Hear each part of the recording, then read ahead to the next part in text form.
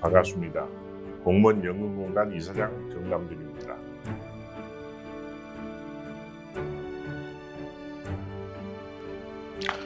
제주대학교 생활환경복지학부 우리 학생 여러분 반갑습니다. 공무원 연금공단 이사장 정남준입니다. 우리 제주대학교하고 우리 공무원 연금공단 가까운 거리에 있음에도 불구하고 코로나 사태 때문에 여러분 학교를 방문해서 직접 이야기를 못하고 이렇게 화상으로 이야기를 하게 됐습니다. 우선 이런 기회를 주신 우리 민주홍 교수님께 감사의 말씀드리고, 이제 코로나가 우리 확진자 나온 지가 1년여가 지나고 있는 것 같습니다.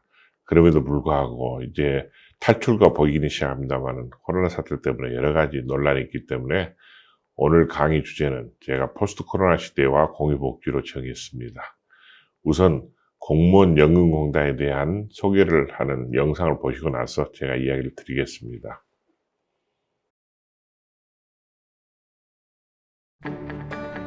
공무원 연금공단은 어떻게 만들어졌을까요?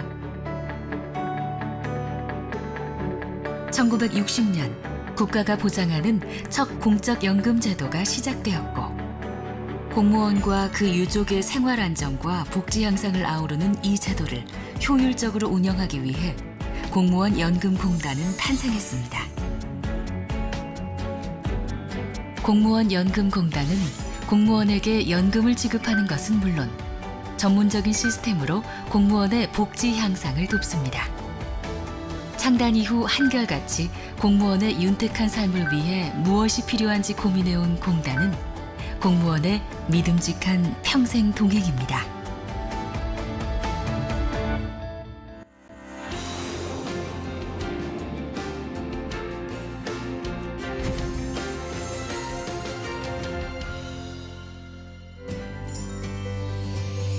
공무원의 첫 임용부터 퇴직 후 연금 생활까지 공직 생애 주기에 따라 맞춤형 서비스를 제공하는 공무원 연금공단은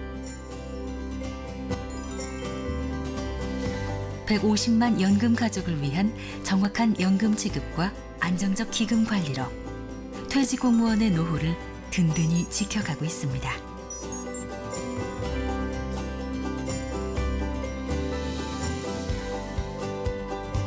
또한 공무 수행 중 질병이나 부상을 입은 공무원의 빠른 회복을 돕고, 주택과 융자 사업을 통해 생활의 안정을 지원합니다. 복지시설 운영과 제휴복지로 일상의 여유와 즐거움을 제공하며 은퇴 이후의 삶도 의미 있게 보낼 수 있도록 은퇴 설계 교육에서 재능 나눔 활동 지원까지 다양한 은퇴 지원 사업을 펼치고 있습니다. 공무원을 위한 종합복지 프로그램 운영으로 공무원의 든든한 버팀목이 되어주는 공무원 연금공단은 공무원의 믿음직한 평생 동행입니다. 공무원에서 국민으로 넓혀온 연금의 가치, 그 가치를 지켜온 공무원 연금공단. 언제나 국민과 함께 연금가족과 동행하겠습니다. 영상 잘 보셨습니까? 공무원 연금공단은 인사혁신처 소속의 공공기관입니다. 한마디로 말씀드려서 전현직 공무원을 위한 종합복지 서비스 기관입니다. 우리 공무원연금공단이 물론 기본법은 공무원연금법이 1960년에 제정이 돼서 공무원연금제도가 시작됐습니다. 그래서 우리나라 공적연금기관의 소위 종갓집으로 보시면 좋을 것 같습니다. 82년에 공무원연금공단이 창립됐고, 정부의 공공기관 이전 방침에 따라서 2015년 9월에 우리가 서귀포로 이전해서 지금 현재에 이르고 있습니다. 우리 공무원 연금공단의 비전은 국민과 함께하는 혁신경영, 그리고 연금가족과 행복한 동행으로 정하고 저희들이 여러 가지 노력을 하고 있습니다. 공무원 연금과 국민연금이 연금이라는 두 글자 때문에 혼동하는 분들이 많기 때문에 제가 간단히 말씀드리면, 공무원 연금은 젊은 사람들이 공직에 들어와가지고 나라를 위해서 일을 하거나 후학 양성을 위해서 특히 학교에 선생님을 하시고 나서 퇴직하고 난 이후에 노후 생활 보장을 위한 측면이 굉장히 강합니다. 그래서 직업 공무원제 확립을 위한 제도이고, 인사 정책적인 측면이 강합니다. 반면에 국민연금은 사회보장적인 측면이 강합니다. 운영 원리라든지 부담금 등에서 서로 차이가 있음에도 불구하고 상당히 혼동하시는 분들이 많아서 제가 말씀을 드렸습니다. 그러면 포스트 코로나 시대와 공유복지에 대해서 이야기를 드리겠습니다.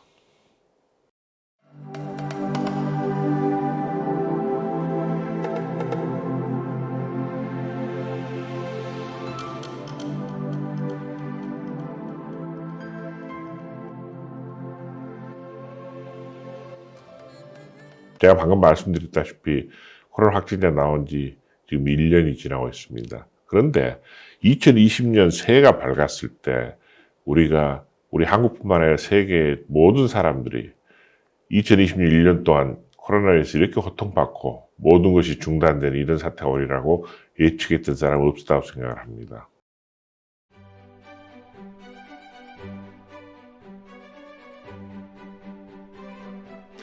아마 여러분들 기억하시겠지만은 지난 1년 동안 여러분들 학교도 못 나가고 일시적으로 각종 행사라는 모임도 다 취소가 되고 모든 것이 올스톱된 상태, 확진자 수가 2자리, 3자리를 오르내리면서 우리가 매일 걱정을 하고 또 여러 가지 이야기를 많이 합니다. 마치 전쟁을 겪는 것 같습니다. 그래서 총성 없는 전쟁이라고 말하는 사람도 있는 것 같습니다.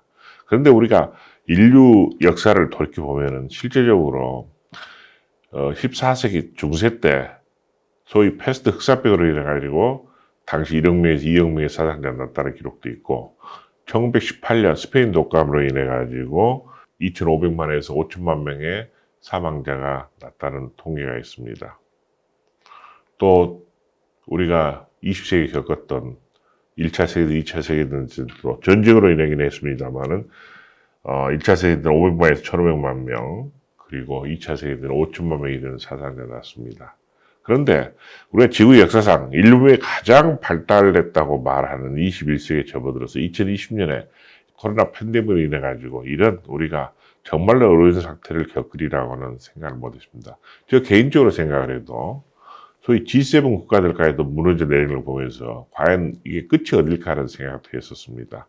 G7 국가가 뭡니까? 결국은 우리가 2차 세계대전 이후에 결국 자유진영과 공산진영이 미국과 소련으로 결국 양극체제로 우리가 세계 질서가 재편돼 운영되다가 소련이 무너지면서 들어선 게 결국 G7 서방 선진 국가들입니다.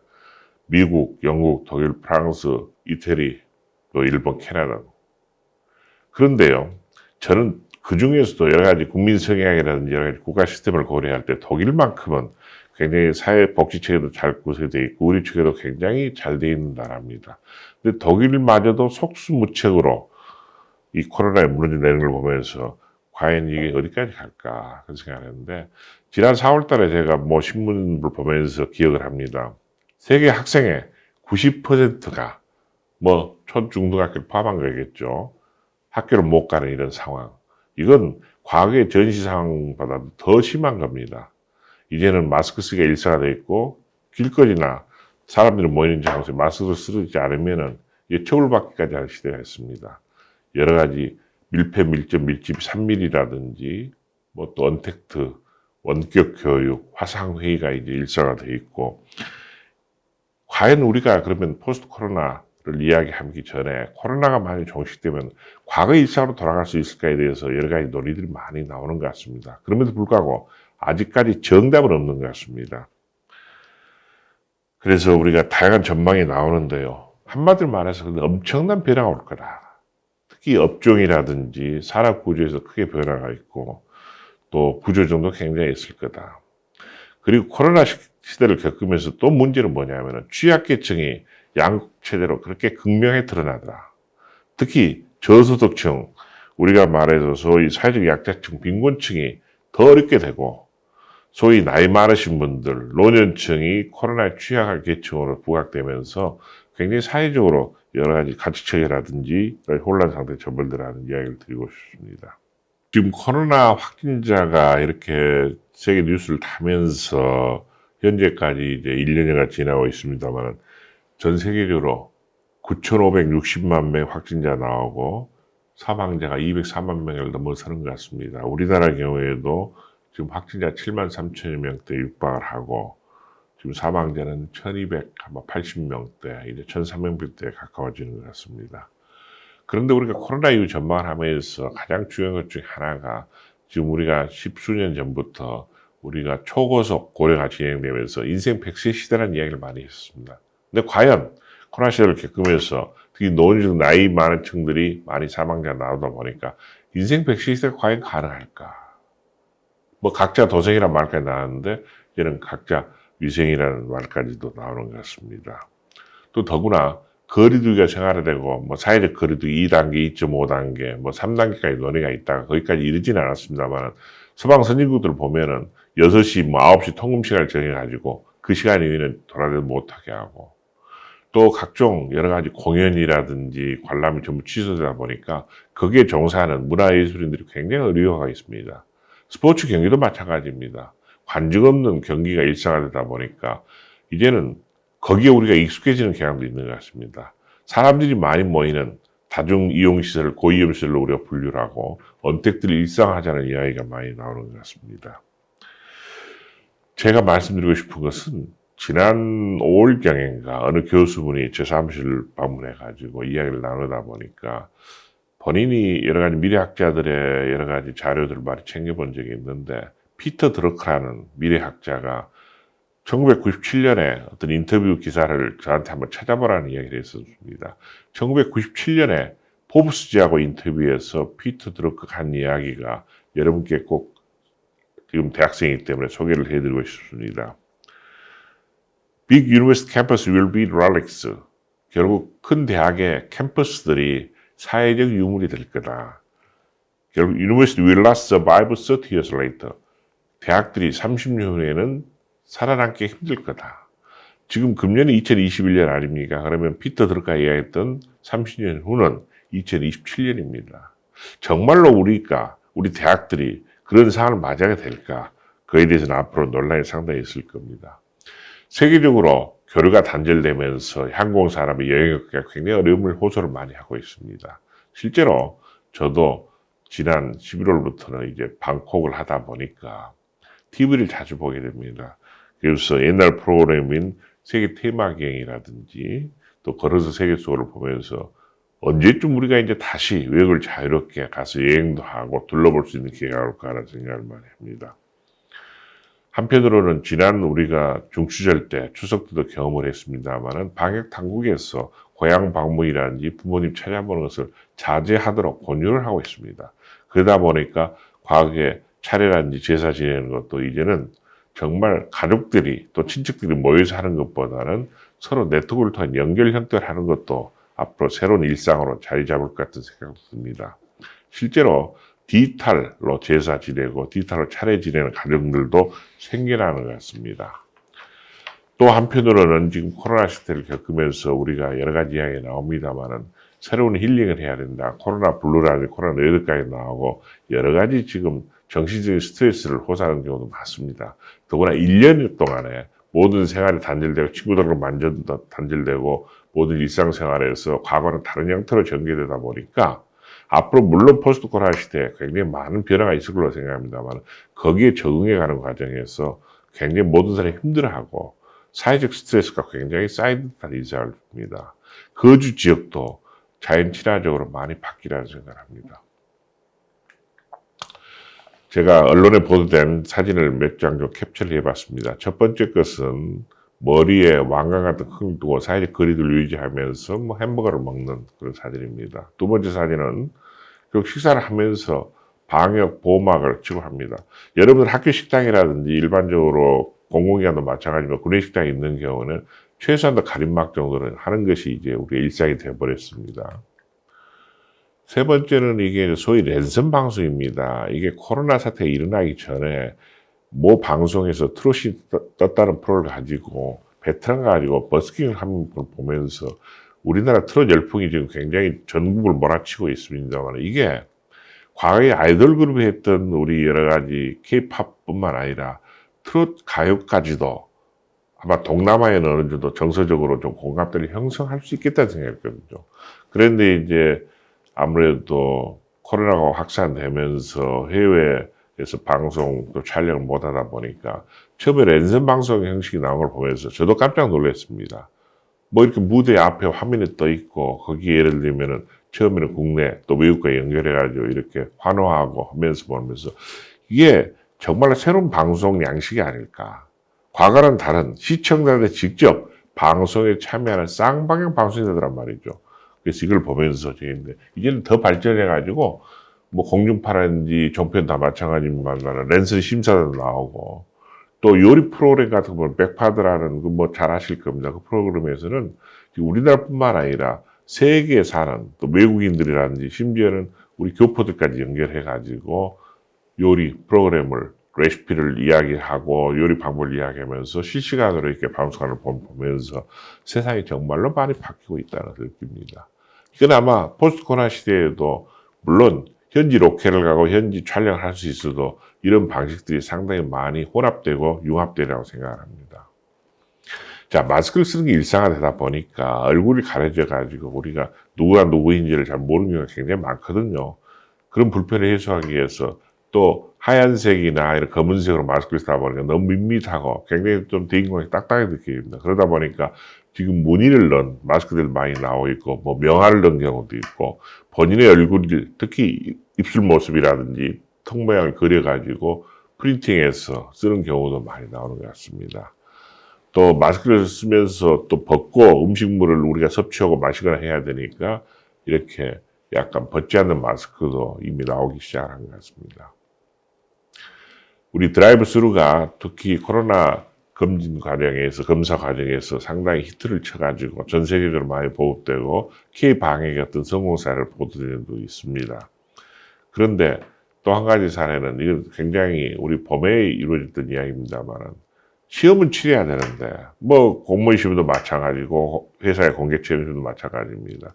밀폐된 장소에 들어갈 수 없으니까 축구장을 빌려가지고 이런 시험 보는 그런 모습들도 이제는 생경하게 다가오지를 않는 것 같습니다. 마지막으로 그 캡처 사진 중에 제가 한 가지 소개하고 싶은 것은 우리가 마스크를 함부로 버리다 보니까 저도 이렇게 제주도 휴양림이라든지 여러 가지 수목이 많이 우거진 데 가보면은 마스크를 함부로 버린 경우가 꽤 있습니다. 그래서 여기저기 널브러져 있고 또 나뭇가지 이렇게 걸쳐놓고 간 경우도 있는데 그걸 우리 동물들이 그걸 이렇게 접촉하는 과정에서 다리에 이렇게 묶여주고 해가지고 동물들이 예를 들면 제대로 활동을 못하는 경우가 이미 인터넷에 많이 뜨고 나와 있습니다. 그래서 학생 여러분께 한 가지 말씀드리고 싶은 것은 우리가 마스크를 쓰더라도 꼭 하루 아니면 이틀 사용하고 버릴 때는 마스크 고리는 잘라주는 것을 우리가 한번 서로 유념해보자 하는 말씀을 좀 드리고 싶습니다.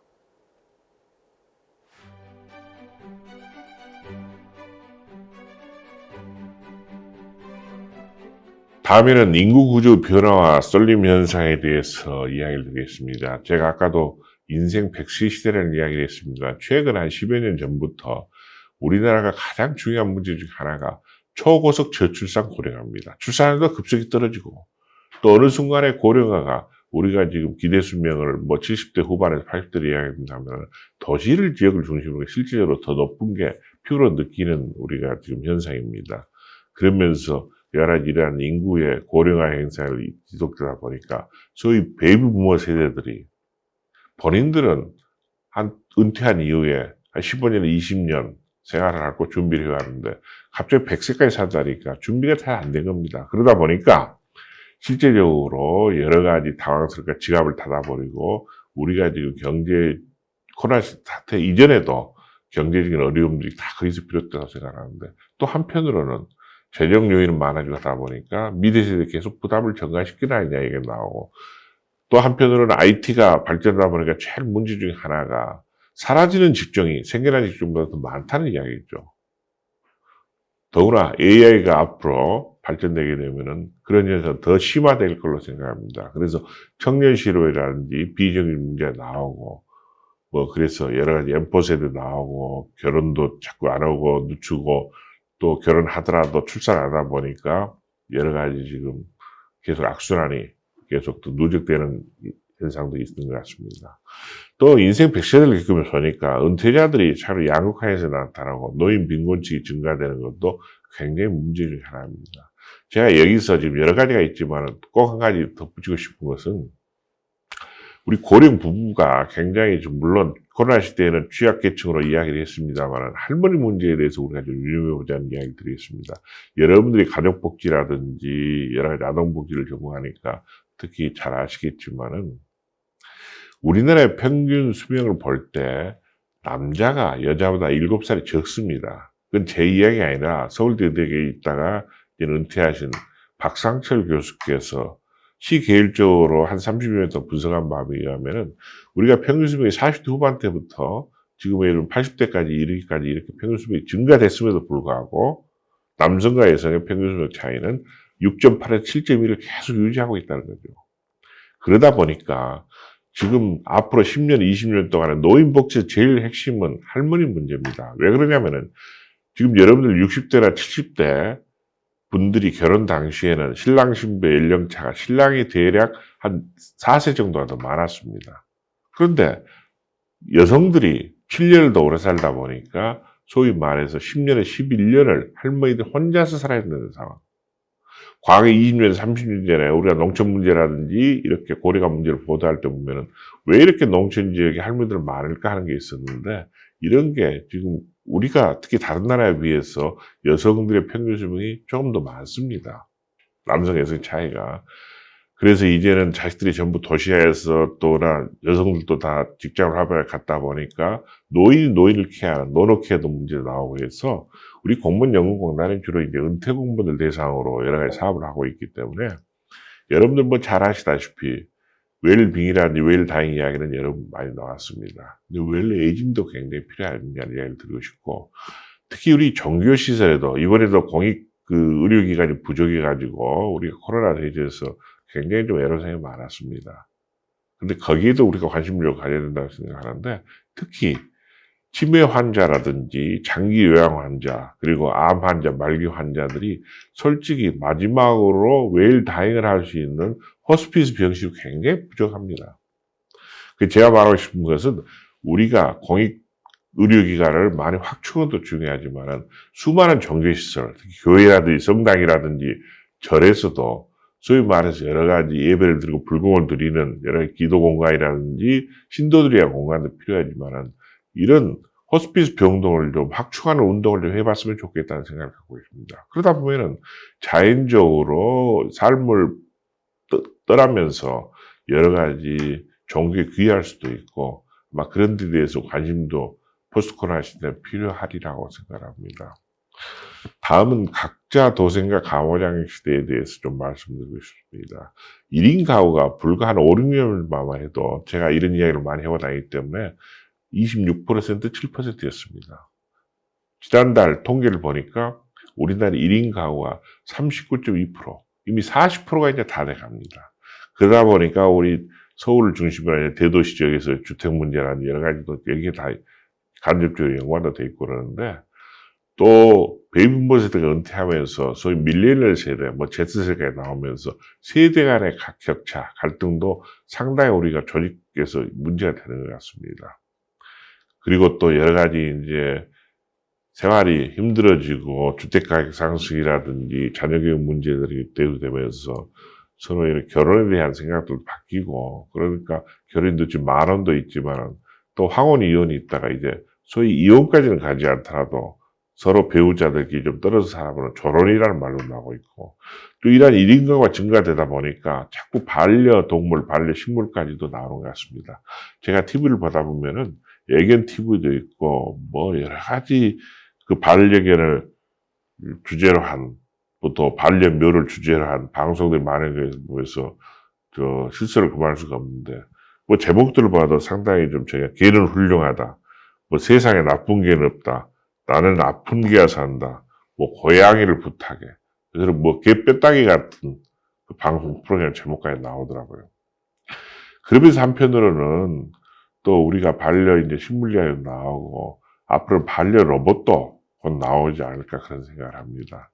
또 나 홀로족, 혼밥 혼술이라는 일상화된 게 있습니다. 이 코로나 시대를 겪으면서 이제 피트니스 센터라든지 여러 명 모여서 하는 집단적으로 줌바 댄스라든지 여러 가지 그게 밀접된 환경에서 코로나 취약하다는 사실이 자꾸 보도가 되면서 홈에서 혼자서 트레이닝 홈투도 유행을 하는 것 같고, 특히 택배하고 이제 배달사만 많다 보니까 이렇게 계속 지금 그쪽으로 가는 것 같습니다. 솔직히 말해서 지금 보니까 배달식품도 이제 굉장히 일상화되어 버린 것 같고요.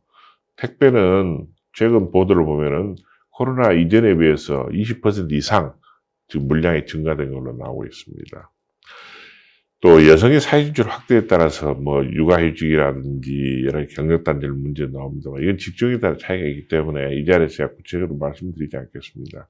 근데 과거에는 우리가 농담으로 그런 이야기 있었습니다. 삼종지도 과거 유교적인 전통이 굉장히 강할 때는 결국 여성으로 태어나서 아버지 잘 만나고 남편 잘 만나고 아들 잘 돼야 된다는 말이 있었는데 요새 나이 든 세대에서 이런 좀 말이 있습니다. 남자로 태어나서 어머니 잘 만나고 부인 잘 만나고 딸을 꼭 둬야 된다.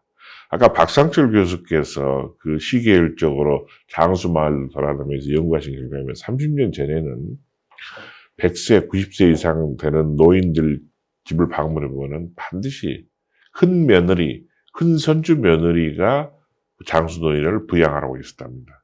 근데 최근에 3년 전에 다시 돌아보니까 거의 30% 내지 40% 이상이 딸들이 와서 장수 노인을 부양할 때는 이런 사회 변화의 흐름, 이것도 우리가 복지 쪽에서 좀 검토를 해봐야 될 것 같습니다. 그 실제적으로 서울을 중심으로 한 수도권이라든지 이런 경기 지역에서 보면은, 제 주변을 보면은 결국 노인들을 이렇게 돌봐준 사람들이 아들 며느리보다는 이제 딸이 더 많더라. 그래서 농담으로 앞으로 그런 말을 한 경우도 봤습니다. 아들만 있고 딸이 없는 가정에서 또 예를 들면 노인층이 노년을 대비하기 위해서 딸 보험이 곧 출시될 때니까 거의 가입하라는 농담까지 있는 것 같습니다. 그럼 보험 상품제는 뭐가 될까요? 당신의 딸이 되어드리겠습니다. 입니다. 자, 60에서 이상 노령인구 추이는 참고로 보시고요. 이건 제가 한편으로는 정말로 먹을 게 없어 기아선생 하더기는 아프리카 애들이 있는 반면에 레토르트 식품을 이제는 반려견한테 먹여야 된다고 광고가 나온 걸 보고 제가 깜짝 놀랐습니다. 물론 반려견이나 반려묘에 대해서 MRI들을 백내장 수술이라든지 종합병원 수술을 또 막 해주고 그런 사태를 보면서 과연 이게 어디까지가 우리가 이제 일상으로 받아들여야 할까 하는 생각들을 합니다.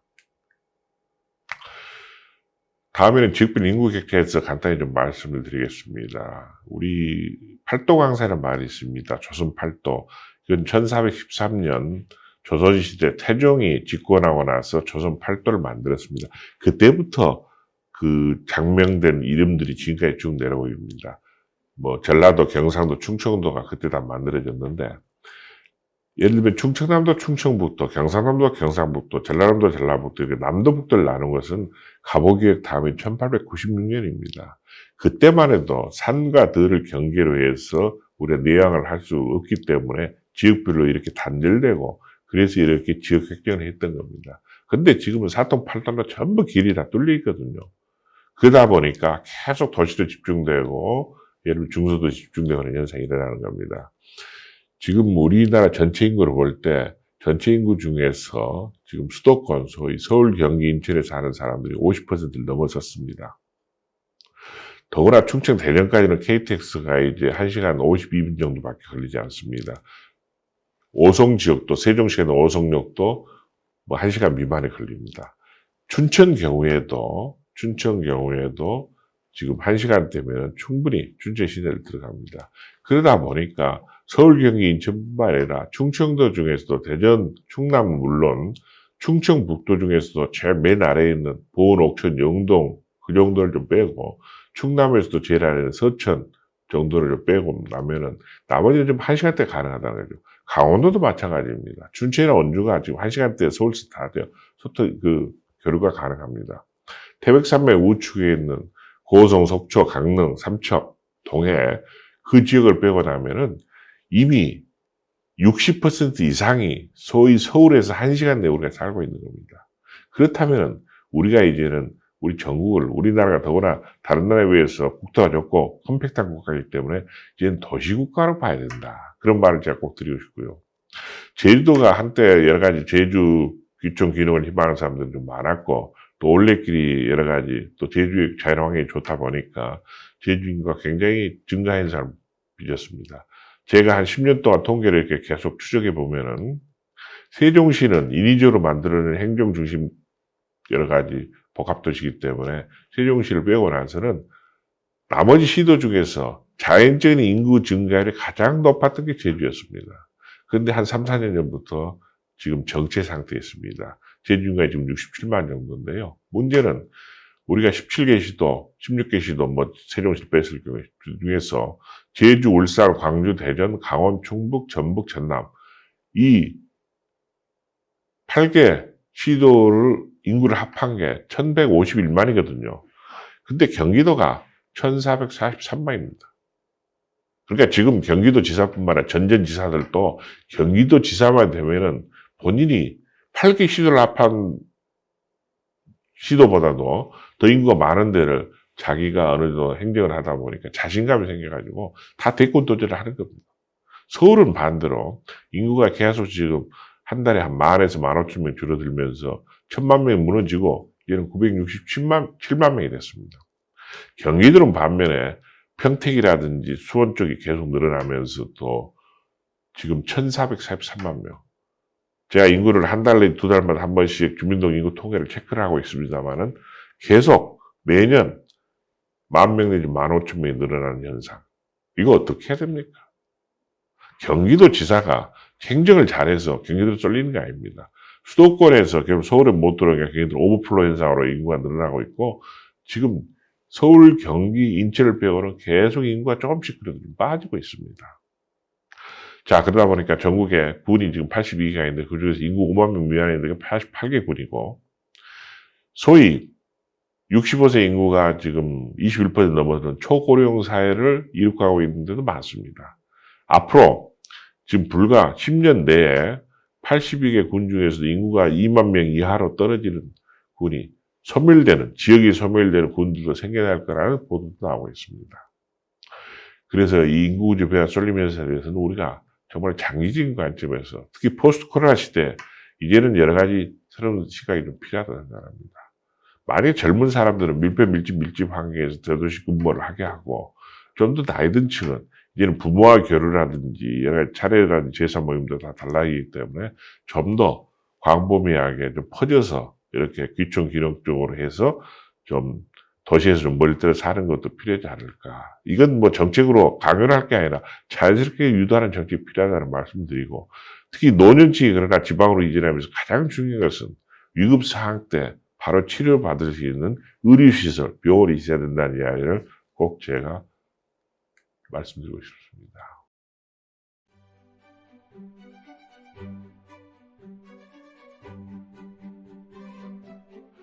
다음에는 스마트 네트워크 시대입니다. 우리 디지털 혁신, 그리고 지능정보사회라는 이야기를 많이 합니다.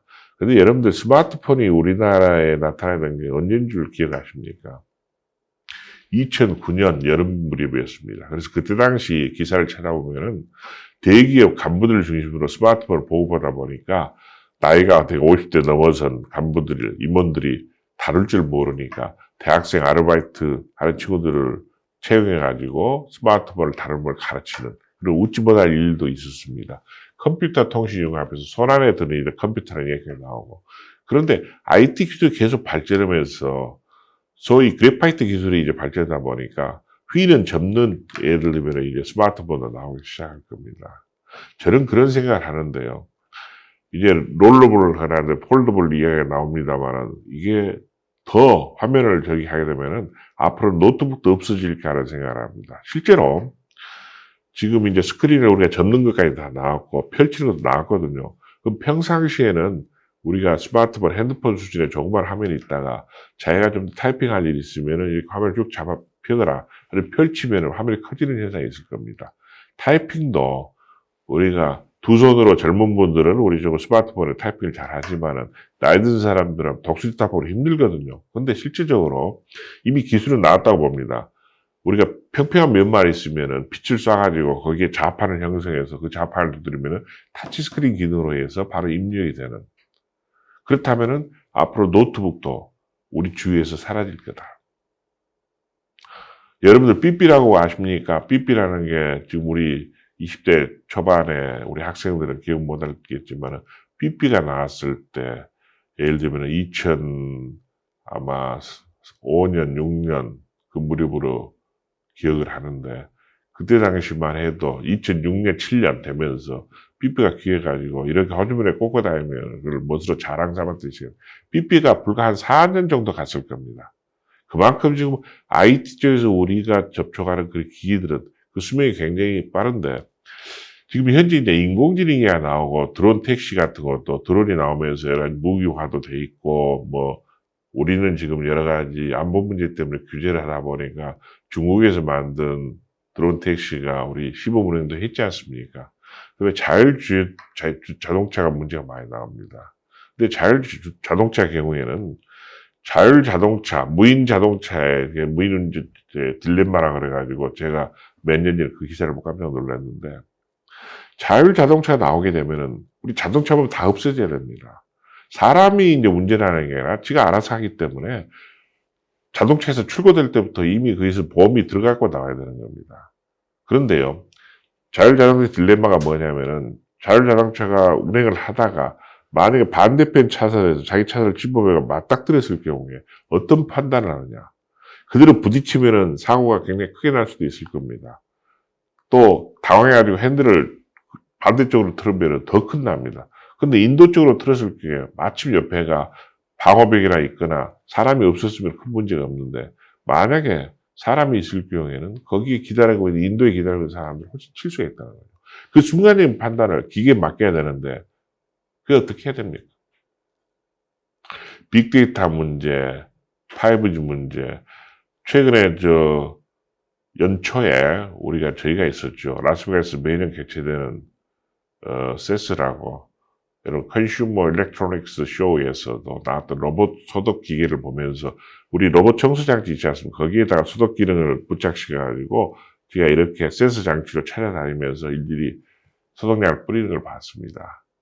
또 디지털 헬스케어라고 이제는 우리가 스마트워치가 이미 보급이 되고 있습니다만 센서 장치가 더 개발되면은 몸에 이렇게 부착하든지 아니면 손목에 차고 다니면서 혈압이라든지 맥박이라든지 또 심전도라든지 그 외에도 자기가 어떤 질환이 있는 사람들 그 질환을 체크를 수시로 해서 자기가 알 수 있을 뿐만 아니라 그걸 자기가 자주 다니는 소위 가정의학과라든지 병원에다가 통지해주는 그런 시대가 곧 올 거라는 이야기죠. 그 다음에 한 가지 제가 덧붙이고 싶은 것은 특히 지금 요양원에 계시는 노인분들, 환자들을 위해서도 굉장히 외로움을 호소하고 간병인들이 대하는 데도 상당히 한계가 있습니다. 그렇다면 인공지능이 탑재되는 로봇이 나온다면 로봇과 대화하면서 노후에 특히 병석에 있는 노인 환자들한테 굉장히 도움이 될 거라는 이야기를 합니다. 스마트팜 이야기도 안 할 수가 없는데 이제는 농업이라는 게 우리가 경작이라는 게 반드시 땅에서만 하는 게 아니라 이미 수경 재배, 도시 재배 그래가지고 빌딩 속으로 이미 들어오고 있고 그렇다 보면 스마트팜 형태로서 자기가 근무하는 사무실 옆에 아니면은 주방 옆에다가 예를 들어 수경 재배를 하는 시설을 둔다면은 우리가 상치라든지 또 간단한 채소를 가면은 바로 집에서 생산해 먹을 수 있는 미세먼지에 여러 가지 우리가 두려움이 있기 때문에 훨씬 더 이게 앞으로 급속히 발전하리라는 생각을 합니다. 다음에는 소셜 네트워크 서비스에 대해서 제가 좀 이야기를 드리겠습니다. 여러분들 과거에는 우리가 인간관계를 이야기할 때 지연, 혈연, 학연을 가지고 모임을 만들거나 서로 소통을 하고 그랬습니다. 그런데 이제는 페이스북의 친구 패친, 카카오톡 친구 카친, 트위터 친구 투친 하면서 여러 가지 소위 말해서 인터넷 스킨십이 이렇게 형성되더라. 그리고 집에 있으면서도 가족끼리도 예를 들면은 누구야 하고 부르는 것보다는 문자를 보내가지고 밥 먹을 시간 됐다 너 이리 나와라 이것도 하는 걸 보면서 또 한편은 아까 이야기했습니다. 디지털 제서 차려도 이제 굉장히 일상화될 것 같습니다. 요즘은 지금 뜸하긴 합니다만 결혼식을 가보면은 나는 혼주 신랑 신부 부모님을 위해서 내가 결혼식 참석했는데 앉아있다 보면은 우리 신랑 신부가 어렸을 때 태어났을 때부터 학교 다닐 때 또 두 사람 만나가지고 할 때 그것을 1:1을 사진을 찍어가지고 영상으로 제작해서 한 15분 정도 보여주는 것에 대해서 실수를 금할 수는 없는데, 우리가 막상 장례식장 가면 돌아가신 분들의 예를 들면 영정사진 하나 넣고 그런 경우가 있었거든요. 근데 몇 년 전에 어느 장례식장을 가보니까 밖에 예를 들면 화면을 띄워놨는데 돌아가신 분의 사진을 스틸 사진이지만 이렇게 영상을 엮어가지고 자연스럽게 흘러가면서 추모의 글도 밑에다 달아놨더라고요. 그래서 우리가 그 관혼상제 중에서 결혼식은 예를 들면은 신랑 신부의 영상물 제작하면서 왜 돌아가신 분은 기리지 않을까. 그래서 그때부터 제가 자꾸 이야기를 다니는 게, 여러분들 부모님이라든 할아버지 할머니 계시면은 평소에 사진들 많이 좀 모아두시고 또 영상물도 찍어두기 바랍니다. 그 다음에 혹시 말씀하신 할아버지 할머니들 경우에는 이렇게 찍어두시면은 나중에 굉장히 활용도가 높을 겁니다.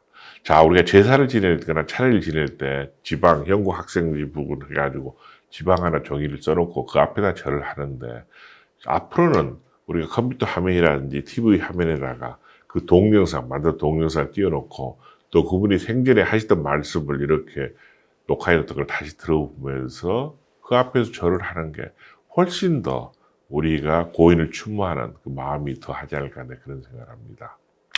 한마디로 말해서 사이버 공간은 정보의 보고이고 나는 새로운 시장이라고 생각합니다. 우리 제주도라는 한정된 공간에서, 여러분들 제주대학교에서 여러분들이 앞으로는 공간 개념이 없어질 겁니다. 인터넷을 통하면은 비록 몸은 제주도에 바다 한가운데 있는 섬에 있더라도 전 세계를 상대로 해서 우리 교류를 할 수 있고, 마케팅도 마찬가지입니다. 마케팅 문제는 제가 좀 이후에 또 이야기를 좀 드리겠습니다. 그런데 한편으로 아까도 잠깐 언급했지만은 IT라든지 AI 기술이 발달할수록 생겨난 직종보다는 사라질 직종이 더 많을 거라. 화이트 칼라나 정규직보다는 블루 칼라 비정규직이 더 많아지면서 예를 들어 마땅한 우리 바로 사회 진출하는 젊은 사람들이 찾을 수 있는 직장이 굉장히 줄어들 거라는 그런 생각도 또 해봅니다. 자, 이건 입는 로봇입니다. 이미 우리 장애우들을 위해서 여러 가지 다리라든지 척추에 장애가 있는 분들을 위해서 입는 로봇이 이미 나왔고, 또 이건 한편으로는 장애우들을 위한 기기로도 사용할 수 있지만은 이미 이 전투 장면에 활용할 수도 굉장히 있을 겁니다. 입는 로봇을 입어버리면은 병사의 여러 가지 일이 굉장히 강해지고 우리가 과거에 SF 영화에서 볼 수 있는 그런 현상들까지도 가능하지 않게 생각합니다. 오른쪽 차는 전기차 로봇 택시입니다.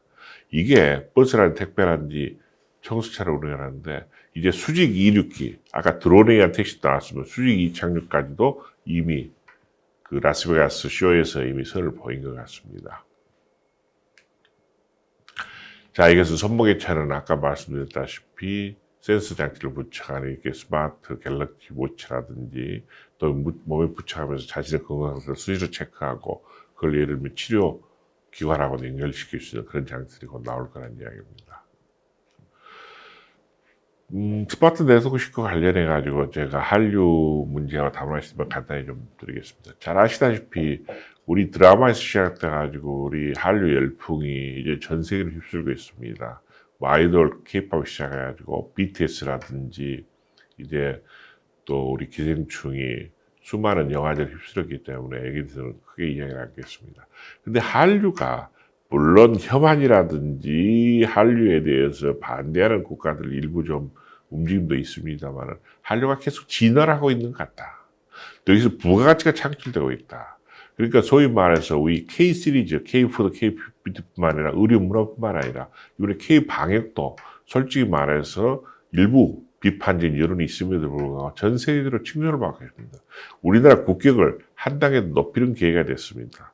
더구나 행정 한류라든지 그쪽으로 이어지고 있는데 이 K-시리즈가 계속 진화를 할 거다.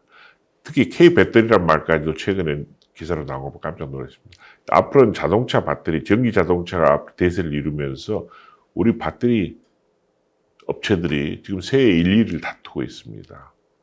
자, 과거에는 KFC가 켄터키 프라이드 치킨이 있지만 이미 코리아 프라이드 치킨으로 우리가 인용하고 있는 사람들이 많이 늘어나고 있습니다. 먹방, 쿡방의 방송, 양식이 세계 예를 예능 프로그램에 지금 대세로 잡자고 있습니다. 이러한 여러 가지 우리 전통업소 제품의 혁신을 통해서 우리 것이 이제 세계로 진출할 수 있다는 가능성을 많이 보여주는 것 같습니다. 최근에 일고 있는 트롯 열풍도 이제는 아시아뿐 아니라 유럽까지도 통할 수 있을 것 같다는 가능성을 이야기하는 사람도 있습니다. 그건 뭐 다른 문제고요. 한편으로는 외국인 근로자 다문화 가정이 요새는 좀 주춤합니다만은 이미 우리나라에 굉장히 많이 들어 살고 있고 이미 집단 거주처까지 생겨나고 있습니다. 특히 결혼 이민자들 거기서 태어난 자녀 문제들이 여러 가지 좌절하고 갈등은 많이 있습니다. 이 친구들이 우리 대한민국 국민으로 끌어안지 못하면은 새로운 어떤 사회 문제를 자리 잡을 수 있기 때문에 우리가 젊은 학생들부터 이런 문제에 관심을 가지고 좀 했으면 좋겠다는 말씀드립니다. 뭐 중국의 부상과 미중 무역 분쟁의 갈등이라든지 G7의 쇠퇴에 따른 새로운 재편 논의도 나옵니다. 우리 조심스럽게 전망합니다만 이제 새롭게 세계 질서를 리드하는 어떤 선진국 대열에 우리 대한민국도 뭐 G7이 됐건 G8이 됐건 G9이 됐건 간에 새롭게 이제 우리가 들어갈 수 있으라는 그런 전망도 해봅니다.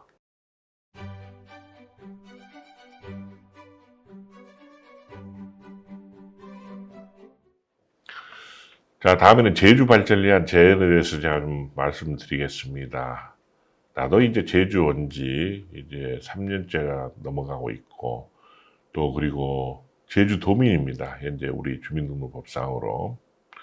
그런데 우리 사회 문제에 대한 생각 차이는 내가 인정하자는 이야기를 먼저 드리고 싶고, 우리 사회에 따라서 진보적인 생각도 가졌고 보수적인 생각도 가질 수 있는데, 우리가 소셜 네트워크에서 아까 이야기를 했습니다만은 그 SNS 이루어지는 여러 가지 토론이라든지 대립된 것을 보면 너무 우리가 이렇게 고립하고 있다는 생각도 합니다. 물론 밀레니얼 세대하고 기성세대, 소위 꼰대 세대하고 이분법 논리도 맞지 않고 우리가 사회 갈등 해소를 위해서 여러 가지 노력을 해야 한다는 말씀드리는데, 제주 서귀포만 따뜻한 남쪽 나라갑니다. 근데 실제 살아보니까 2018년 1월에도 그렇고 이번 겨울에도 마찬가지인데 폭설까지 내리지 않습니까? 그리고 실제로 교통 체증이 있고, 우리가 서귀포에서 제주공항 나갈 때 금요일 오후에 출발할 때는 1시간 이상 걸리기 때문에 30분을 더 당겨서 출발해야 되는. 자, 이번에도 폭설이 왔을 때 우리가 스노우 체인을 끼지 않으면은 우리 신서귀포에서도 운전을 할 수 없는 상태가 이렇습니다. 미세먼지도 있습니다. 재작년 미세먼지 경보까지 내는 걸 봤는데, 그때 제가 바닷가 쪽에서 한라산을 바라보니까 뿌여가지고 한라산이 거의 보이지 않는 상태. 이 미세먼지가 어디서 옵니까? 실제적으로 바다 한가운데 있는 우리 제주 섬이기 때문에 그렇게 매연을 유발하는 공장도 많지도 않고 우리 배기가스도 그렇게 많지는 않습니다. 다 다른 데에 영향이 있는 겁니다. 그런데도 불구하고 아직 제주도는 한국인들이 로망으로 생각하는 지역인 것 같습니다. 저한테도 계속 부럽다는 말들을 하는데 실제 거주 환경은 상당히 좋지 않은 점도 많습니다. 특히 신서귀포 지역은 특히 고군산에 가로막혀 있어가지고 습도도 높고 굉장히 해무가 끼면은 뭐 3일, 4일 정도 아침부터 저녁까지 해무가 쫙 낄 때도 있습니다. 그래서 제가 제주 민속박물을 가봤는데 실제로 보니까 신석기 시대에 취락시설이 있었던 그걸 보니까 이 신석기포에는 포함되지 않습니다. 탐나국이 있었던 예를 들면 10세기 초에 11세기 걸쳐서도 이 신서귀포 지역에는 대규모의 집단 불황이 없었습니다. 사람이 살기 어려운 곳에다가 예를 들면은 우리 혁신도시를 지정을 했다는 것에 대해서는 우리가 좀 더 제주도민이 다시 한번 좀 검토해 볼 사항일 것 같습니다. 다른 혁신도시에 비해서 제가 다른 혁신도시를 여러 군데 가보고 제가 내무 창안을 했기 때문에 다른 시도를 제가 많이 가봅니다. 시도의 지원도 다른 혁신도시에 비해서 우리 제주 공공기관에 위치해 있는 이 신서귀포에 굉장히 부족한 겁니다. 제가 그 말씀을 드리고 싶고, 이제 제주 현실의 실상에 대해서 여러 가지, 아까 그 습도라든지 곰팡이 문제 이야기했고, 뭐 들기 같은 거 이야기했는데, 저는 제주 와서 생활하면서 우리가 공공기관에 먼저 우리 여러 가지 역사적인 아픔 때문에 닫혀있는 우리 제주도민들끼리 좀 다가보자 해서 4.3 우리가 참배 행사도 나름대로 개최를 하고 여러 가지 행사를 하고 주민과의 여러 가지 다 같이 행사를 다 하면서 가까이 다가가려 하는데 아직까지도 좀 거리감이 있는 걸 느낍니다. 그래서 제가 우리 학생들에게 부탁하고 싶은 것은 공공기관이 이전에 있는 신서귀포 지역에 대해서 우리 제주도의 학생부터 좀 관심을 가지고 한 번씩 방문해 보시라는 이야기를 꼭 하고 싶습니다. 이 물리적 거리감이 제주와 서귀포가 이렇게 큰지를 내가 몰랐거든요. 산북하고 산남에 뿌리 깊은 어떤 차별도 굉장히 있는 것 같고, 그래서 제가 그 이야기를 드리고 싶은데, 제주가 관광지이지 않습니까? 관광객들로 인해 가지고 제주도민의 예를 소득도 상당히 이야기했는데, 제가 두 가지만 좀 이야기드리겠습니다. 관광지의 식당이 휴무일이 들쑥날쑥해가지고 우리가 종잡을 수 없는 경우도 많고, 대부분 우리 신석읍에서 하는 우리 혁신도시 이전한 공무원들이나 우리 공공기관 직원들도 일요일날 토요일날 식사를 하려면 저녁에 식사할 장소가 거의 없습니다. 한 서너 시대 문을 닫아버리더라. 그 다음에 이번에도 감귤 조합을 제가 몇 군데를 가봤습니다만 제주하고 서귀포가 또 차이가 있기 때문에 제주 이야기는 내가 안 하겠습니다. 서귀포 지역에도 다리 농협별로 5kg 박스에 감귤이면 감귤, 그리고 하우스 감귤, 그 노지 감귤도 뭐 조생, 극조생부터 최근에 한라봉까지도 가격 차이가 너무 천차만별이더라. 이렇게 달라가지고 이미 서울 가서 보면요, 서울의 마트라든지 재래시장에 나와 있는 가격이 훨씬 더 쌉니다. 근데 물론 택배비가 제주가 도소백지에 들어가기 때문에 5,000원, 6,000원을 받습니다. 지금 박스당. 그렇다면 왜 이 생산물을 항구로 실어가지고 트럭킹에 의해서 거기서 예를 들면 포장을 해 보내면 훨씬 더 소비자에 이득을 줄 수 있는데 그런 노력을 안 할까? 센터별 차이가 너무 심하다는 이야기 드리고, 제가 이 말씀을 꼭 드리고 싶은데, 제주를 이렇게 돌아다니다 보면은 제주 고유의, 제주를 관광지로 자랑하고 역사를 자랑하면서 제주 지명이 붙은 식당들이 별로 많지 않더라. 왜 제주 지역에 강원도에서 유명한 봉평 메밀국수가 자리를 잡고 있고 양평 해장국이 자리를 잡고 있습니까? 그리고 고깃집, 뭐 생고깃집인데 장유동에 있던 유성집 간판을 버젓이 걸고 보면서 왜 제주도의 지명들에 옛 지명도 있고 현재 지명도 있고 예쁜 지명들이 많은데 그 지명들을 붙인 식당이 안 쓸까 제가 상당히 생각을 하거든요. 근데 식당들 가보면 맛의 일관성 레시피가 들쑥날쑥해가지고 맛집이라고 생각해서 가보면은 뭐 한 달 전 맛하고 또 바뀌어버리는 인상을 많이 봅니다. 제가 한 가지 예를 들겠습니다. 제주에서 메밀 생산량, 전국 메밀 생산량 70%라고 자랑을 합니다. 제가 그 이야기를 외지에서 오신 분들한테 이야기를 하면 다 놀랍니다.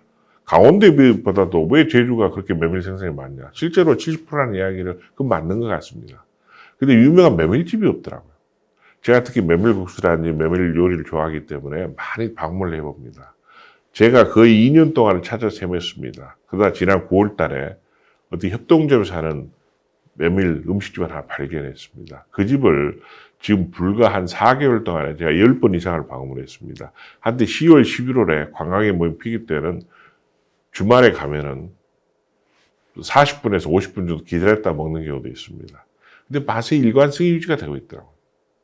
그래서 그 집을 찾아서 제가 다행으로 생각을 하는데 왜 70%의 메밀 생산량 집에서 그런 노력들을 안 할까? 그런데 그 집이 또 아쉬운 점은 산록도로 위쪽에 있다 보니까 여름철에 6시 반이면은 클로즈 문을 닫아버리고 지금 동절기인 11월 말부터 3월 말까지는 6시에 문을 닫습니다. 퇴근 시간이 갈 수가 없습니다. 근데 관광객들도 마찬가지일 겁니다. 그래서 좀 더 열린 마음으로 좀 했으면 좋지 않을까 생각합니다. 한편으로는 우리 제주에서 전국에 제가 실태를 거의 다 알기 때문에 감히 말씀드리는데 리 단위로 사무소 건물이 있는 것은 제주도밖에 없을 겁니다. 이게 물론 그동안 출향 인사들이 여러 가지 자기 고향 사랑 때문에 기부금도 있었고 근데 거기에 따른 부수적인 주민 자세는 풀뿌리 점에서 굉장히 좋지만은 또 한편으로는 지역 개발은 대승적인 차원에서는 서로 예를 들면은 동네별로 지역별로 너무 어떤 고착화된 생각을 전개해 가지고 여러 가지 의견 취합이 좀 쉽지 않은 면도 상당히 많습니다. 이런 것은 이제는 제주도민들이 제주 옛날부터 살았던 분들만 고집할 게 아니라 이미 30%에서 40% 정도가 외지에서 다 와서 살고 있습니다. 그래서 좀 열린 마음으로 우리가 좀 고민을 해야 될 것 같다는 좀 생각을 좀 드리고요. 자, 혁신 필요성에 대해서 혁신에 대해서 좀 말씀드리고 싶습니다. 정부기관이나 공공기관, 민간 대기업체도 마찬가지고 또 단체들, 심지어 정당까지도 자기들이 뭔가 일을 하다가 뭔가 돌파구를 찾을 필요가 있을 때는 혁신을 하자고 합니다. 그런데도 불구하고 조직 구성원들은 혁신은 피곤하고 우리 하지 말자는 말들 많이 합니다. 근데 제가 한마디로 말씀드려서 혁신은 바람직하고 좋은 변화입니다. 자, 일신우일시라는 말이 있습니다. 날로 새로우라입니다. 원고 지신이 있습니다. 옛 것을 배워서 새로운 것을 안다입니다. 근데 우리 실학 사상가 중에 한 분인 열한 박지원 선생님께서 법고 창시라는 말을 했습니다. 이 말은 옛 것을 배우고 다져서 새로운 것을 만들어낸다는 개념입니다. 영어로 이노베이션을 가주격자 새로운 신자에서 우리는 혁신으로 번역을 합니다. 근데 중국 애들은, 한자 문화권 중국 애들은 이노베이션을 창신으로 번역을 합니다. 이미 혁신에는 창조, 크리에이티브 개념이 이미 내재되어 있는 겁니다. 그런데 우리 머슬포의 추사 기념관이 있지 않습니까? 추사 김정일 선생이 7년여를 유배를 하고 인간적으로 성숙하고 추사체를 완성하고 여기서 이제 육지로 다시 갔지 않습니까? 추사 기념관에 이렇게 전시품들을 받아보면은 입고 출시라는 말이 있습니다. 이마저도 옛 것을 배워가지고 새로운 것을 만들어낸다는 개념입니다. 자, 추사 김정일 선생이 어리고 추사체를 완성한 이것도 결국 혁신의 자세에서 비롯된 겁니다. 혁신이라는 건 어떻게 해야 되느냐? 저는 사회 환경 변화, 사회 변화 트렌드를 꼭 여러분들 주목하라는 이야기를 드리고 싶습니다. 여러분이 대학교에서 공부할 때도 마찬가지지만 사회 진출에서도 사회 변화 트렌드에서 계속 관심을 가지십시오. 특히 포스트 코로나 시대는 우리 일상이 바뀌고 업종이 바뀌고 여러 가지 바뀌는 게 굉장히 많을 겁니다. 그래서 변화 흐름을 잘 주시하고 거기에 맞춰서 자기도 변모해 가야 됩니다. 공사조직 혁신이 있지 않고서는 우리 사회가 발전할 수가 없습니다. 내가 가장 좋아하는 말 중에 하나가 인류 역사는 지금까지 혁신의 역사였고 앞으로도 혁신의 역사일 수밖에 없을 거다. 그런데 혁신하면 굉장히 어렵게 생각합니다. 저는 절대 그게 아니라고 생각합니다. 혁신은 바로 현장에서 나온다. 현장을 중시하라. 그 다음에 플러스 알파로 가자. 너무 큰 것, 개혁이라든지 혁명적인 차원이 아니라 조그만 변화가 큰 변화를 일으켜낼 수 있다. 그래서 혁신의 아이디어는 하늘에서 떨어지거나 땅에서 솟아나는 것이 아니다.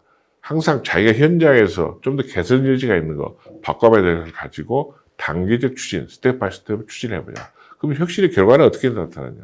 그리고 사회적 가치가 제고되고 아까 바람직한 좋은 변화이기 때문에 우리가 더불어 함께 사는 사회로 이끌어질 수 있을 거다. 이 말을 꼭 드리고 싶고요.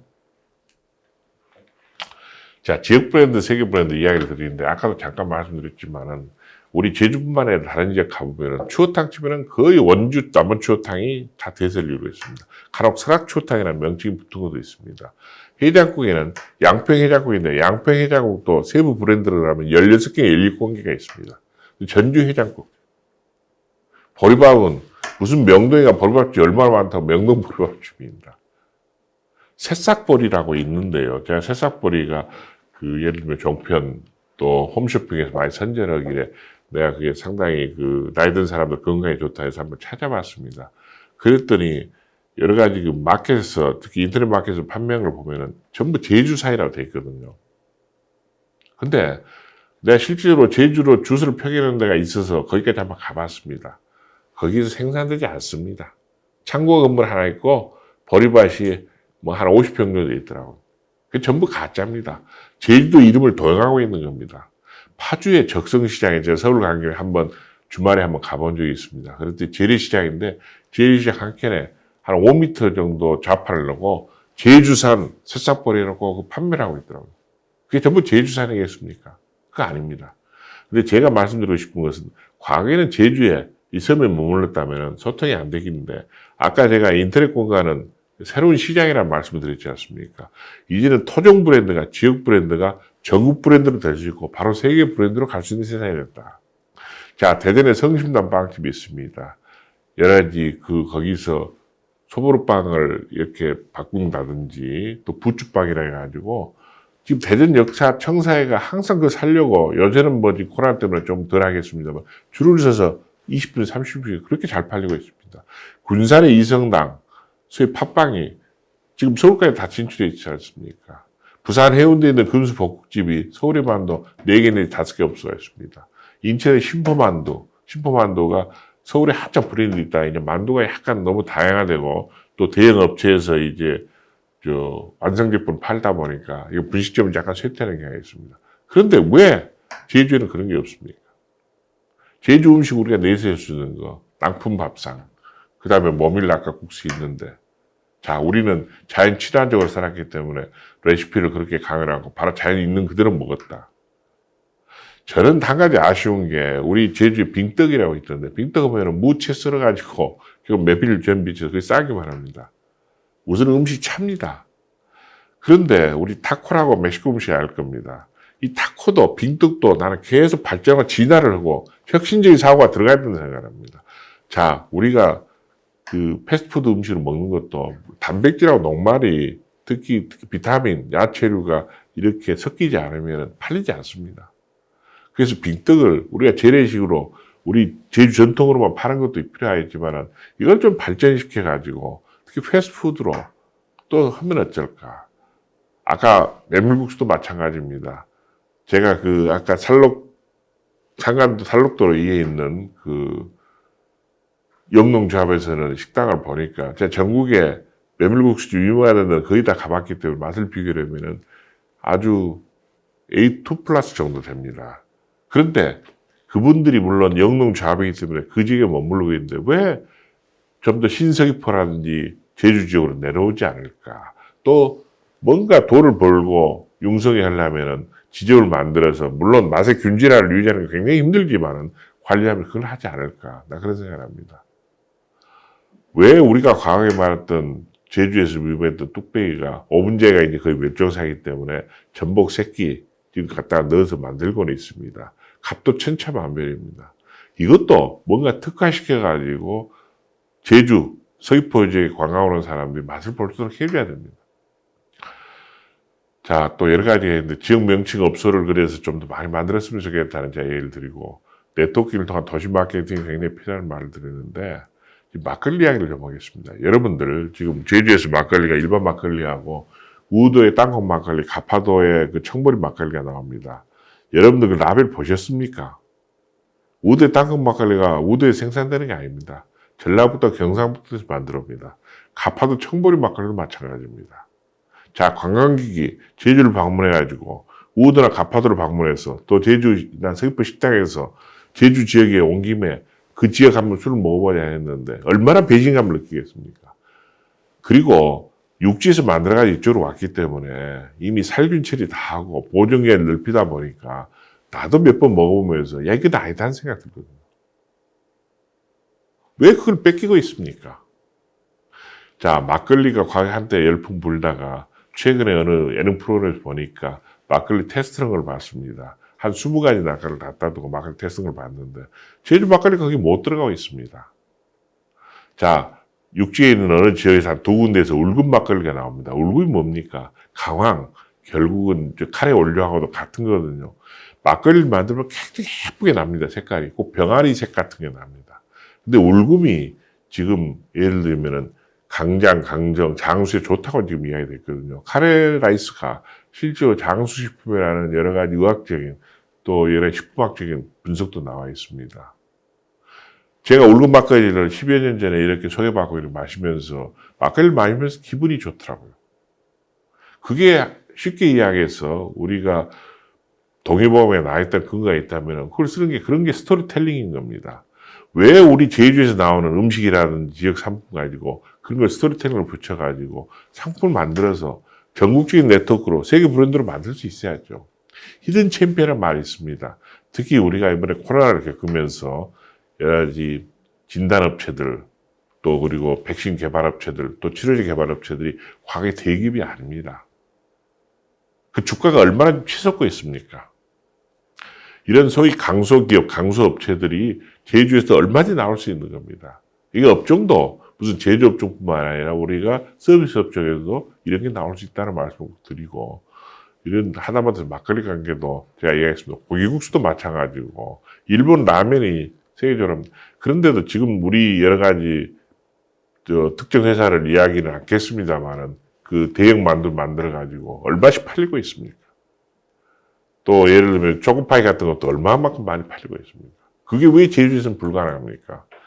우리 생활환경복지학부 학생들 여러분께서 아무래도 주로 복지 쪽 관련이 있고 또 예를 들면 가정 생활이라든지 소비생활과 많이 밀접한 분야에서 공부를 하고 있기 때문에 그런 창의적인 아이디어가 좀 필요할 거라는 이야기를 제가 꼭 하고 싶습니다.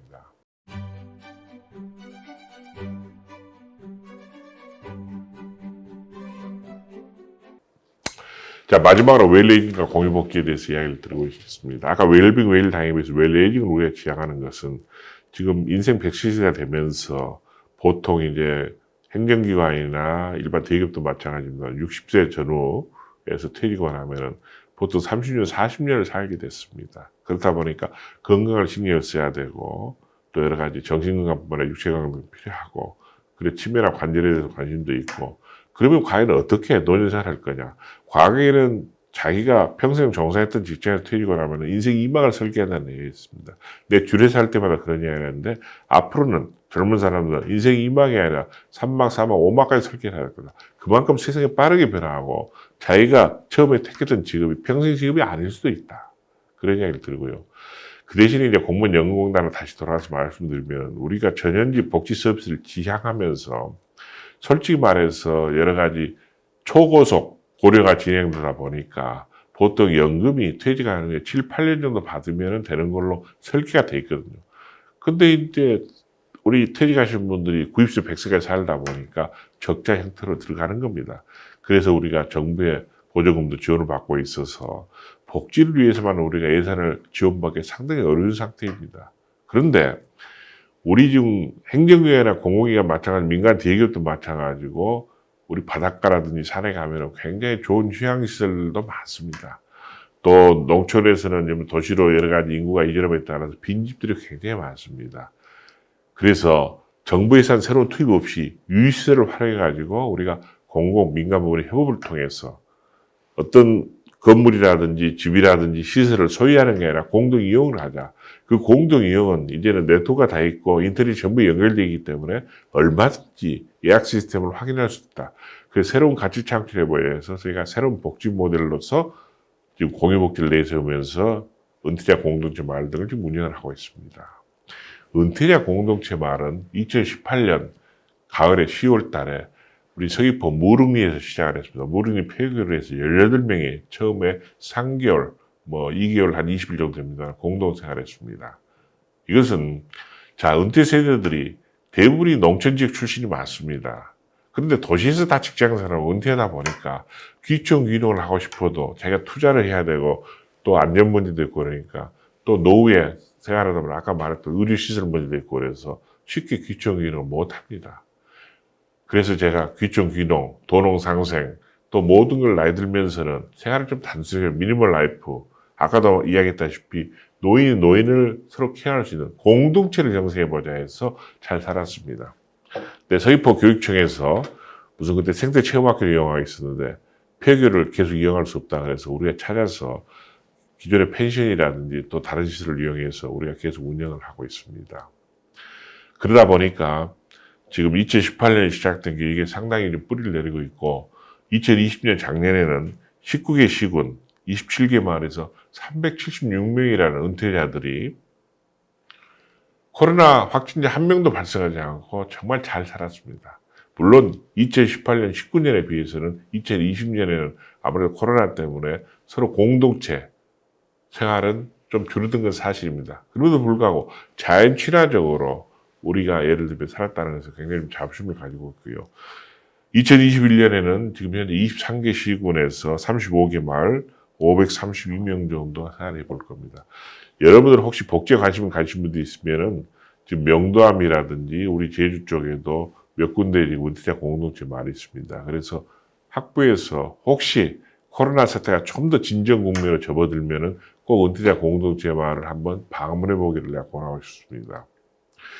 그 외에도 연수 휴양시설이라든지 굉장히 많습니다. 공공기관, 아까 민간기관, 민간 기업이라든지 또 단체들 갖고 있는 시설 공동 활용하자 그래서 제주에서 제가 우리 2019년에 시작을 했고 전국의 산림청산의 자연휴양림, 지방자치단체 자연휴양림이 많습니다. 그것도 주말에는 젊은 사람들이 그쪽으로 많이 가는데 주중에는 이용자 거의 없거든요.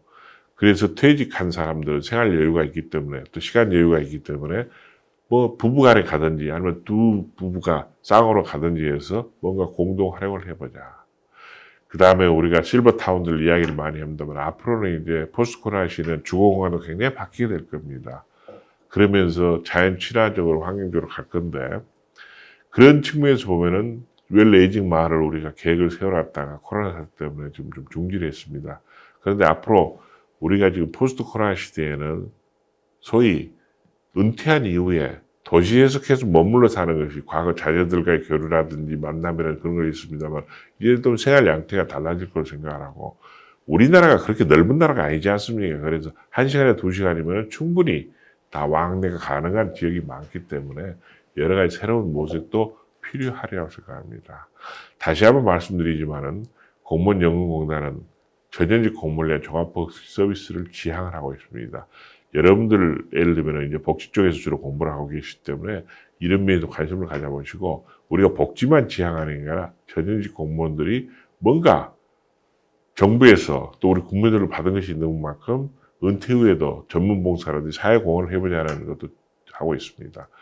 아마 제 이야기 끝나고 나면은 은퇴자 공동체 마을 동영상을 한번 시청해 보시면은 우리 은퇴자 공동체 운영 실태에 대해서 많이 보실 수 있을 것 같고요.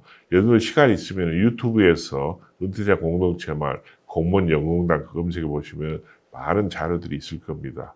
그래서 이왕 제주도에서 우리 복지 쪽을 공부하시는 분들께서 우리 공무원 연금공단에 관심을 가지고 여러분들이 혹시 취업해서 우리 공무원 연금공단도 지원하는 사람이 좀 있기를 바랍니다.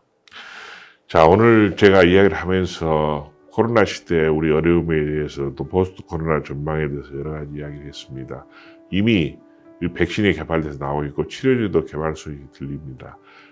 우리가 그렇게 힘들게 2020년을 보냈고 1년을 지금 겪고 있는 이 코로나 사태도 이제 끝이 보이는 시기 같습니다. 그럼에도 불구하고 또 새로운 팬데믹이라든지 여러 가지 걱정도 나오는 것도 사실입니다.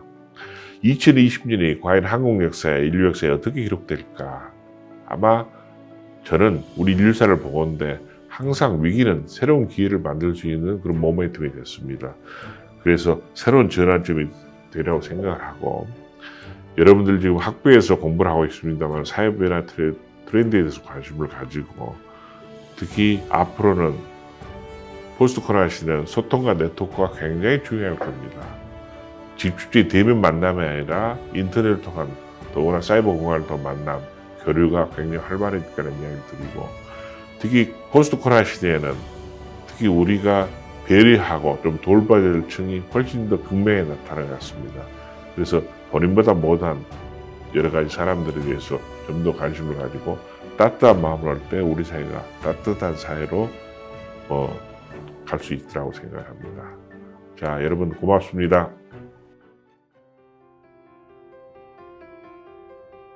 (1인) 노인 가구가 점점 증가하고 은퇴자들의 사회적 역할 상실로 인한 외로움과 고립감이 사회적 문제가 되고 있습니다. 또한 은퇴자들은 귀농 귀촌을 희망하지만 주거 마련 등의 문제로 인해 실행하기가 어렵습니다. 반면 농어촌 지역은 지속적인 인구 감소로 빈집과 폐교가 점점 늘어나고 있습니다. 우리 공단은 농촌의 빈집을 활용한 은퇴자 공동체 마을을 통해 은퇴자들에게 미리 농촌 생활을 경험할 수 있는 기회를 제공하고 어울려 살아가는 공동체 생활 속에서 은퇴 후 삶의 질을 높일 수 있는 기회를 제공하고 있습니다. 또한 농촌 지역에는 생기를 불어넣음과 동시에 입주자들의 마을 일손 돕기 등 봉사활동을 통해 지역사회 발전에 도움을 주고 있습니다. 2018년 10월 시범마을 운영 후 2019년에는 9개 지역 13개 마을을 운영하였고 사업 취지에 공감하는 지방자치단체가 점점 늘어나 전국 19개 지역 27개 마을을 운영하고 있습니다. 입주 대상 또한 공무원연금, 사학, 군인연금 생활자에서 일반인에게까지 확대했습니다. 은퇴자 공동체 마을의 입주 생활은 어떠할까요? 봄, 여름, 가을에 은퇴자 공동체 마을을 소개합니다.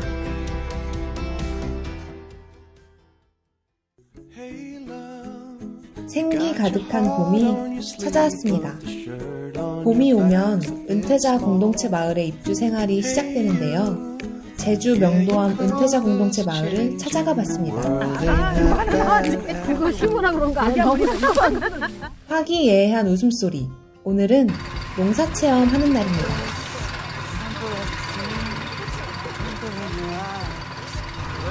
어떤 거 심은 거예요? 이거 가지입니다. 가지요? 요거는 저쪽은 수박이고 가지, 비추. 예, 저 이런 거 한 번도 안 해봤어. 근데 재밌네요. 힘든데 재밌어요. 선생님 농사꾼 같으세요. 예. 빨간 장합니다.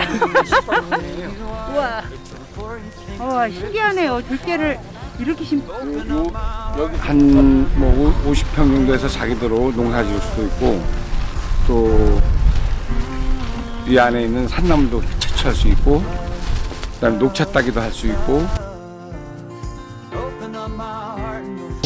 올까 말까 이렇게 내가 올해 집을 비워도 되나 많이 망설였는데 여기에 와서는 나만을 위해서 산다는 느낌이 새로운 분들과 새로운 곳에서 제주살이에 꿈을 꾸게 돼서 행복하고 감사하는 마음으로 지내고 있습니다.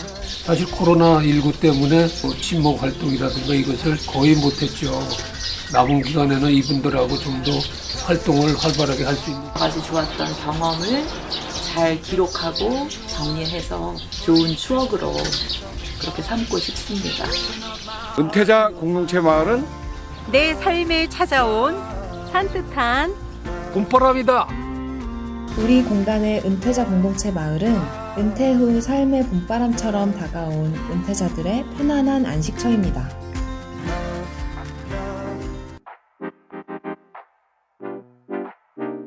다음으로 찾아간 곳은 홍천 은퇴자 공동체 마을인데요.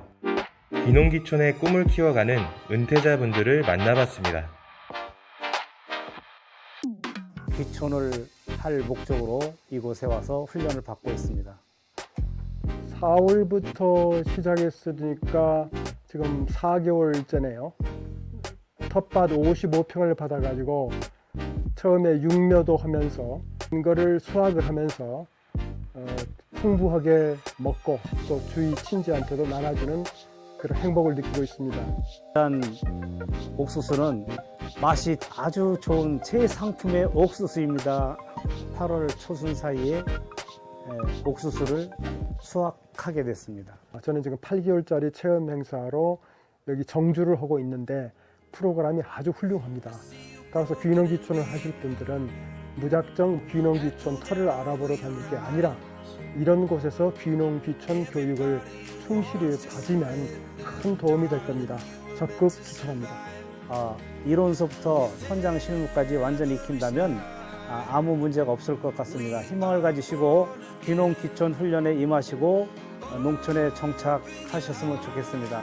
홍천 귀농센터로 오세요. 푸릇한 작물처럼 은퇴자분들의 꿈이 한껏 자라길 응원합니다. 황금 들판이 펼쳐진 이곳은 가을이 무르익었습니다. 농촌 사람과 예술인, 도시에서 온 은퇴자가 정겹게 살아가는 마을. 진주 은퇴자 공동체 마을의 가을 생활을 소개합니다. 오늘도 마을 일손 돕기에 한창인 진주 2기.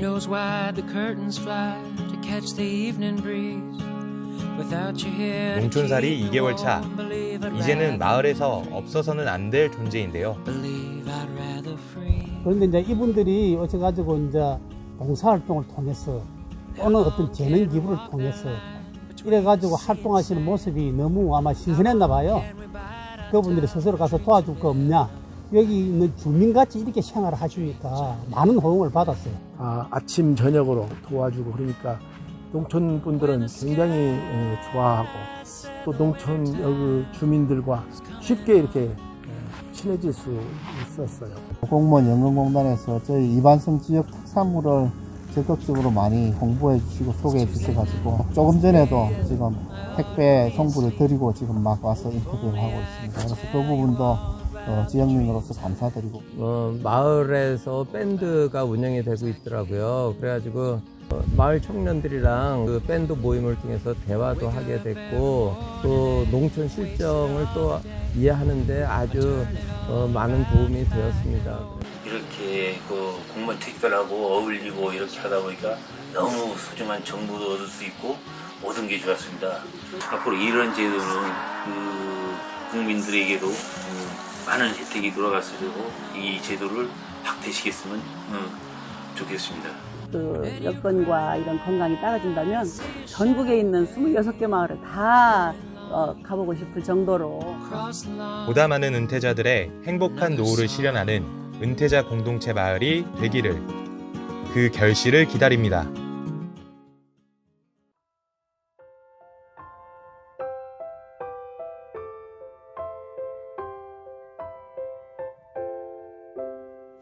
I used to dream of walks in the snow, a kiss underneath the mistletoe. I used to think that I wanted somebody on Christmas, I don't. Memories hide in holiday cheer, welcome me back every year. Why would I wanna be with someone else, wishing I could be here? Now that I'm home and I'm getting a little bit older,